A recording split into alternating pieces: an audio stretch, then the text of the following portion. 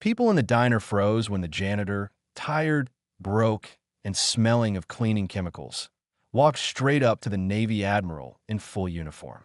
Nobody understood why his hands were shaking or why he whispered the words that made her eyes widen in shock. "Admiral, you're coming with me." Now. And when the stunned room watched him lead her outside, they had no idea that everything was about to change. For him, for his daughter, and for the Admiral herself. Ethan Cole had never planned to become a janitor. Life had pushed him into it. No, dragged him into it. After his wife passed away from a sudden illness, leaving him with a 7-year-old daughter, Lily, whose eyes were too bright for a world so cruel. Ethan had once dreamed of joining the Navy, giving his family the future he never had. But after the medical bills, the funeral, and the nights Lily cried herself to sleep, he took the only job he could get, cleaning floors at an old high school. Every morning, he woke at 4 a.m., made breakfast for Lily, braided her hair the way her mom used to, and walked her to school before heading to work. His coworkers saw him as the quiet guy who kept to himself. They didn't know how many times he skipped lunch to save money for Lily's medication, or how often he cried in the supply closet when he thought nobody could hear. And that morning, was supposed to be like any other. He was exhausted. His shoes were falling apart. His hands were cracked and raw for bleach. But he still took Lily to the little diner down the street before school, because she loved the pancakes shaped like stars. They sat in their usual booth when the bell above the door jingled that a tall woman walked in, wearing the immaculate white uniform of a high-ranking Navy Admiral. Her presence filled the room. People straightened their backs. The owner nearly dropped a plate. Ethan froze that he knew that face. Admiral Grace Wallace. She wasn't just anyone. She was the officer his late wife had spoken about on her last night alive. The one she begged Ethan to find. The one who, she said, had information Ethan needed about the truth behind the Navy program she once volunteered for. He never thought he'd see her in his life.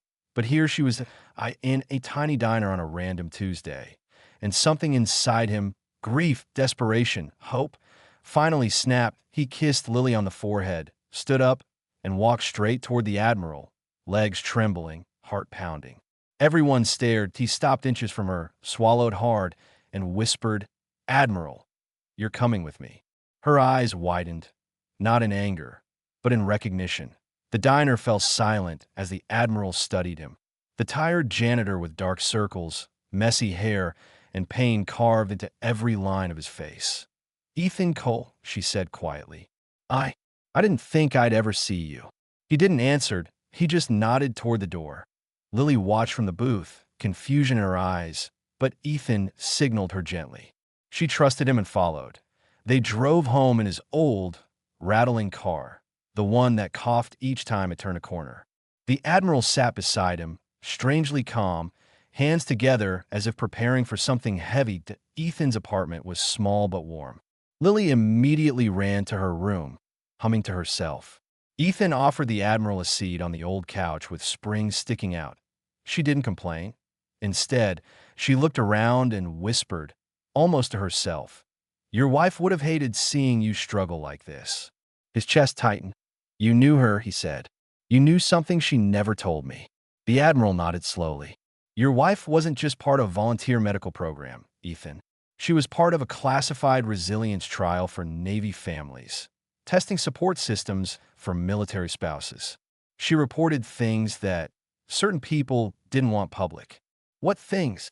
Ethan whispered. The Admiral looked down. "The program failed her. It should have protected her. It didn't." Ethan felt the world tilt. "She asked me," the Admiral continued, voice trembling, "to find you if anything happened, to make things right." The janitor who had spent years believing he failed his family suddenly realized it wasn't his failure. The system broke her, and he had lived with the guilt alone. Tears rolled down his face for the first time in years. Not silent tears, deep, shaking sobs from a man who had carried too much. The Admiral placed a hand on his shoulder, not as a superior officer, but as a human being who had also lost too much. "You deserve the truth," she said, "and your daughter deserves better. I want to help." Ethan shook his head. "I'm a janitor. What could you possibly do for us?" She looked him dead in the eyes. "Everything."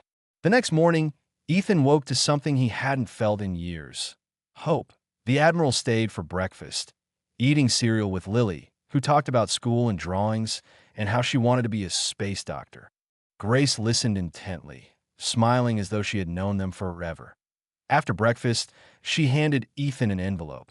Inside was a navy emblazoned letter with his name on it. He unfolded it slowly. IT was an acceptance letter. A Navy civilian support program, that a job offer, full benefits, housing, healthcare for Lily, and a salary triple his janitor pay. Ethan stared at her in disbelief. You recommended me? No, she said softly. Your wife did, years ago. She saw something in you before life hit you like a storm. I just made sure her wish reached the right desk. Ethan's hands shook.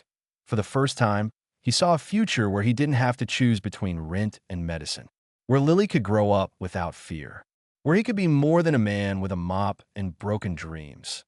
But why? He whispered. The Admiral looked at him with eyes full of regret and kindness. Because your wife saved my life once. This is how I repay her. Lily ran into the room and hugged Ethan's leg. He picked her up, tears in his eyes. And in that tiny apartment, a single father who had spent years drowning felt himself rise above the surface for the first time. He looked at the Admiral. I don't know how to thank you. She smiled. Then don't. Just build the life she wanted for you. Ethan accepted the job. Months later, he stood outside their new home on the naval base, watching Lily play in the grass. Healthy, happy, and finally safe, he felt proud. Strong, alive, and he knew one thing. The day he walked up to that Admiral in the diner, the day he said, "You're coming with me," wasn't the day he lost control. That IT was the day he took his life back.